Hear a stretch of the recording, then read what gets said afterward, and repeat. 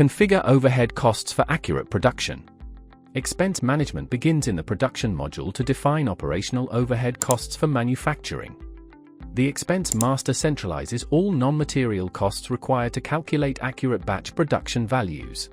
Expense name identifies the specific overhead category such as utility or fuel consumption. Expense type determines if the cost is applied as a fixed, hourly, or unit-based charge. Expense code serves as the unique identifier for financial tracking and cross-module reporting.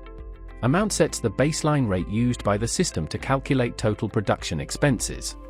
Status controls whether the expense is active and available for selection in live production batches.